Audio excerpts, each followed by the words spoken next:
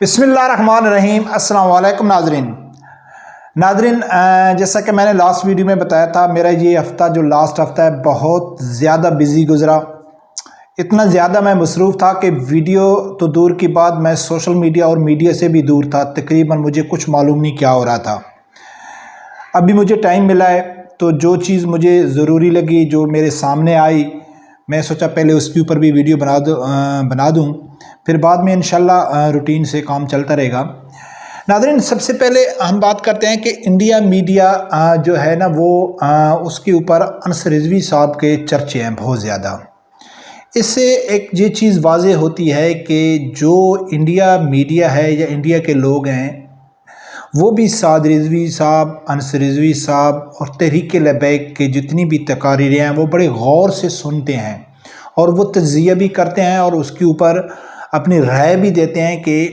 कौन अच्छी तकरीर करता है, किस में जज्बा ज़्यादा है, कौन। अल्लामा ख़ादिम हुसैन रिज़वी रहमतुल्लाह अलैह का यानी उन्होंने बहुत ज़्यादा तारीफ़ की। फिर यानी कि वो ढूंढने की कोशिश कर रहे हैं कि मौजूदा तहरीक लबैक में अल्लामा ख़ादिम हुसैन रिज़वी रहमतुल्लाह अलैह की जगह कौन रख सकता है, इसके ऊपर बात करेंगे।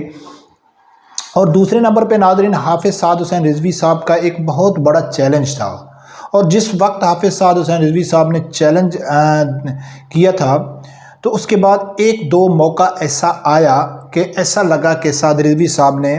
जज्बात में कह दिया है, साद रिज़वी साहब की बात सच साबित नहीं होगी। और अब पीटीआई की जो मेन क़यादत हो गई या उनके जो ख़ास चहीते यानी कि यूट्यूबर हैं, सहाफ़ी मैं उनको नहीं कहता हूँ, इमरान रियाज़, शहबाज गिल, उससे पहले शेर अफजल मरवत हो गया और उससे पहले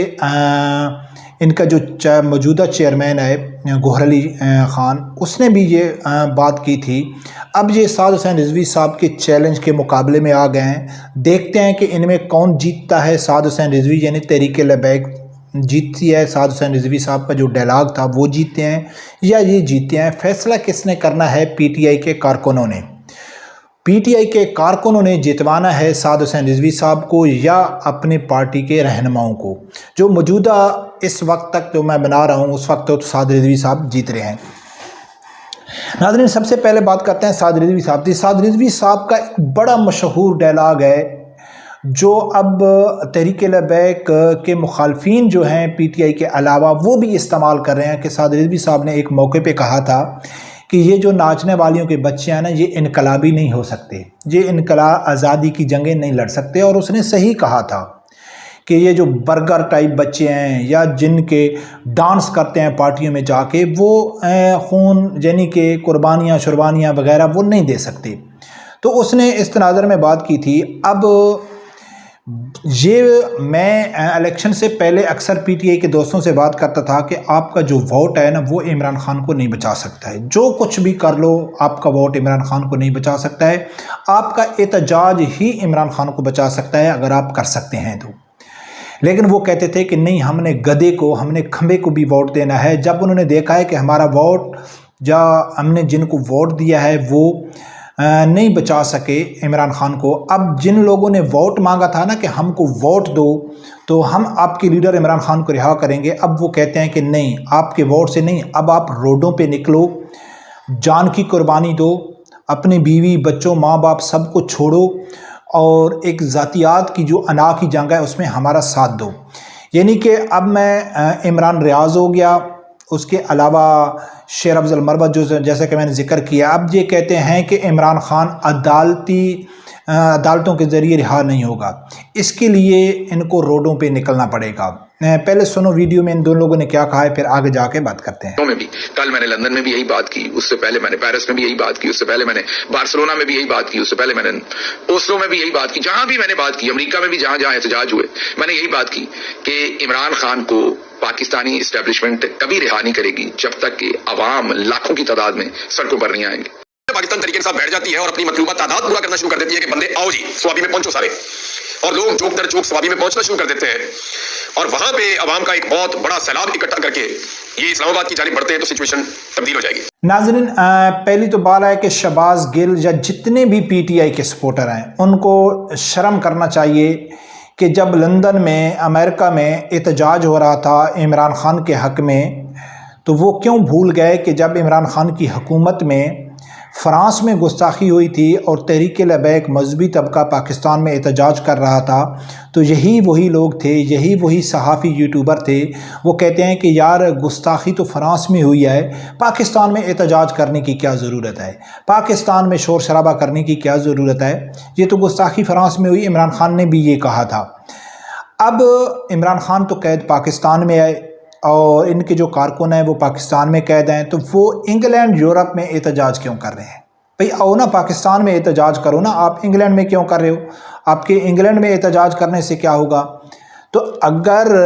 ان دونوں کا احتجاج کا تحریک لبیک اور اس کا موازنہ کریں تو تحریک لبیک پاکستان میں احتجاج کر رہی تھی کہ پاکستانی حکمرانوں کو غیرت آ جائے اور وہ کچھ نہ کچھ کریں فرانس کے خلاف۔ اب یہ یورپ میں احتجاج کر کے اپنے امریکہ کو، کینیڈا کو، یورپی یونین کو، اسرائیل کو کے اوپر پریشر ڈال رہے ہیں کہ بھئی ہمارے لیڈر کے لیے کچھ کرو کہ پاکستان میں ہمارا لیڈر جیل میں ہے۔ یہ تو واضح ہے آپ لوگوں کے سامنے، یہ لوگ ہیں امت مسلمہ کے لیڈر کے چاہنے والے ہیں۔ لہذا باقی ناظرین جو بات ہم نے کی کہ اب عمران ریاض اور شہباز گل اور دوسرے رہنما کہتے ہیں کہ اتنے تک عمران خان نہیں چھوٹے گا جتنے تک کارکن باہر نہیں نکلیں گے۔ عمران ریاض کہتا ہے کہ اگر ثوابی جلسے میں اتنی تعداد ہو جاتی ہے، بیٹھ جاتے ہیں لوگ، زیادہ اکٹھے ہو جاتے ہیں اور پھر وہ اسلام آباد کا رخ کرتے ہیں، اگر کا اس نے لفظ استعمال کیا، لیکن وہ بھول گئے کہ ایسا نہیں ہو سکتا ہے، کیونکہ ایک شخص نے کہا تھا کہ جو ناچنے والے ہیں وہ حقیقی آزادی کی جنگ نہیں لڑ سکتے۔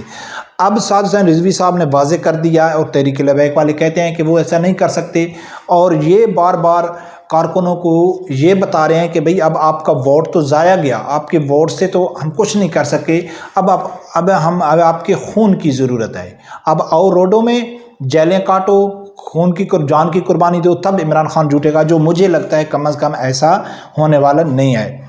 لیکن دیکھتے ہیں آگے کیا ہوتا ہے۔ ناظرین ایک ویڈیو ہے، میں آپ لوگوں کو رکھتا ہوں کہ انڈیا کا سابقہ یعنی کہ فوجی افیسر ہے اور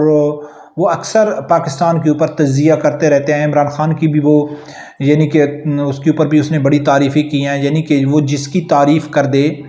تعریف ابھی ذکر تو اس نے علامہ خادم حسین رضوی رحمۃ اللہ علیہ کا بھی کیا، لیکن اس نے کن الفاظ میں تعریف کی اور عمران خان کی کن الفاظ میں کرتا تھا وہ تو پہلے اس کے اوپر ہم ذکر کر چکے ہیں کہ اس نے کہا تھا کہ عمران خان نے پاکستان میں جو نقصان پہنچایا ہے پاکستانی فوج کو، ہم اربوں ڈالر لگا کے بھی وہ نقصان نہیں پہنچا سکتے تھے، ہماری ایجنسیاں وہ نقصان نہیں پہنچا سکتی تھی، لہٰذا عمران خان ہمارا دوست ہے، ہمارا دشمن نہیں ہے۔ اس کی ایک نئی ویڈیو سامنے آئی ہے، کتنی پرانی ہے مجھے یہ معلوم نہیں ہے، لیکن مجھے بہت اچھا لگا کہ اس نے وہ بات کی ہے کہ جو کہیں نہ کہیں تحریک لبیک کے کارکن بھی کرتے ہیں۔ اس نے کیا کہا ہے، پہلے یہ ویڈیو سنو پھر آگے جا کے بات کرتے ہیں۔ رضوی صاحب کے جنازے میں سمندر آ گیا تھا، پورا سمندر۔ سر کچھ 25-30 لاکھ لوگ تھے۔ Just imagine they are slightly if not afraid afraid is a very strong term but they are slightly tentative about the use of Saad Rizvi Yes. کیونکہ وہ کہہ رہے ہیں کہ یار یہ بندہ پھر ویسے ایک بات بتاؤں، سعد Rizvi does not have the charisma of his father نا، باپ تو اس کا بڑا خطرناک تھا۔ اس کا چھوٹا والا بھائی جو ہے اس کے اندر ہے وہ چیز جو اس کے فادر میں تھی۔ اچھا ہاں ایک تو ناظرین انہوں نے علامہ خادم حسین رضوی رحمۃ اللہ علیہ کا جو جنازہ تھا اس کے اوپر کافی وہ متاثر تھے۔ وہ کہتے ہیں کہ رضوی صاحب کا جو جنازہ تھا وہ بہت بڑا جنازہ تھا، قائد اعظم سے بھی وہ ایسے، اگر پورا آپ ویڈیو کلپ دیکھیں تو وہ کہتے ہیں کہ یہ تو انڈیا میں بھی ایسا بڑا جنازہ نہیں ہوا کہ جو علامہ خادم حسین رضوی رحمۃ اللہ علیہ کا ہوا۔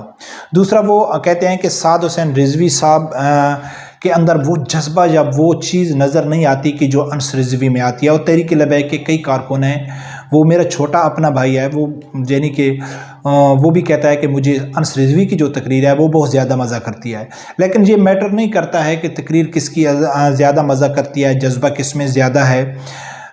میٹر کرتا ہے کہ کون ثابت قدم رہتا ہے، کون یعنی کہ چلا سکتا ہے۔ جیسا کہ پی ٹی آئی کی جہلیت کا اندازہ آپ اس اندازے سے لگا سکتے ہیں کہ وہ کہتے ہیں کہ پی ٹی آئی میں گروپ جتنے بھی ہو جائیں،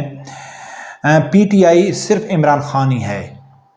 لیکن ہم یہ کہتے ہیں کہ جو پارٹی ہوتی ہے وہ نظریات کے اوپر کھڑی ہوتی ہے، نظریات کبھی نہیں مرتے، شخصیات مر جاتی ہے۔ اگر ان لوگوں نے پارٹی کو عمران خان سے جوڑ لیا ہے تو یہ تحریک لبیک اور جتنے بھی پی ٹی آئی کے مخالف ہیں ان کے لیے ایک اچھی خبر ہے کہ عمران خان نے ہمیشہ تو نہیں رہنا ہے نا، عمران خان نے ایک نہ ایک دن تو چلا جانا ہے، پھر پی ٹی آئی جو ہم شروع سے کہتے ہیں کہ ختم ہے، یہ ختم ہو جائے گی۔ تو تحریک لبیک کسی شخصیت کے بعد نہیں ہے، جیسا کہ علامہ خادم حسین رضوی رحمۃ اللہ علیہ کے جنہیں کی وفات کے بعد بہت زیادہ پریشانی ہو گئی تھی کہ یار پارٹی کو کون سنبھالے گا، تو سعد رضوی صاحب نے آ کے انتہائی خوبصورتی سے پارٹی کو سنبھالا۔ اس کے بعد اس کا بھائی آئے، جب پارٹی میں اور بھی ایک دفعہ میں تقریروں میں کئی دفعہ سنا ہے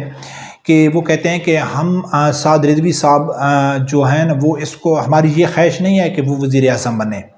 یا ہم سعد رضوی صاحب کے لیے نہیں کریں۔ تحریک لبیک ایک نظریات کے اوپر کھڑی ہے، ختم نبوت، ناموس رسالت کا دفاع، شرعی نظام مصطفیٰ صلی اللہ علیہ وآلہ وسلم، اس کا ایک نظریہ ہے، اور اس نظریے کو جو بھی لیڈر لے کے چلے گا، پارٹی کی جو کارکن ہیں وہ اس کا بھرپور طریقے سے ساتھ دیں گے، کیونکہ وہ ایک نظریات کے پیچھے یہ پارٹی چل رہی ہے۔ اور پی ٹی آئی والے کہتے ہیں کہ نہیں، پارٹی کا نام عمران خان ہے، جو ہمارے لیے اور جتنے بھی پی ٹی آئی کے مخالف ہیں ان کے لیے اچھی خبر ہے کہ عمران خان اب 70+ تو ہو گیا ہے۔ اگر عمران خان خدا نہ خواستہ ایک نہ ایک دن تو انسان کو جان ہی ہے نا، وہ چلا جائے گا تو پھر پارٹی ختم ہو جائے گی، جیسا کہ میرا شروع سے دعویٰ ہے کہ عمران خان کے بعد پارٹیز میں اتنے گروپس بنیں گے کہ گروپس زیادہ ہو جائیں گے اور ووٹروں کی تعداد کم ہو جائے گی۔ برکب دیکھتے ہیں ناظرین کیا ہوتا ہے۔ رب پروردگار سے یہی دعا ہے، اللہ تعالیٰ میرے سمیت ہر آدمی کو حق سچ سننے کی اور اس کے ساتھ کھڑے ہونے کی توفیق عطا فرمائے۔ اللہ